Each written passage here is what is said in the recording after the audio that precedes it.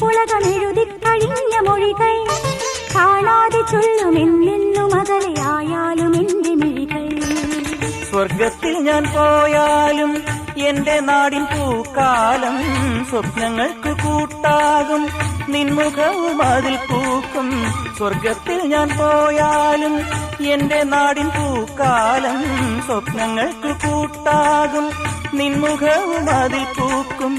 എനിക്കും നിനക്കും ഒരു ലോകം ഒരിക്കൽ നീ ചിരിച്ചാൽ എന്നോർമ്മകളിൽ തുളുമ്പും പൗർണമികൾ എന്നോമലാളിൽ ഒരിക്കൽ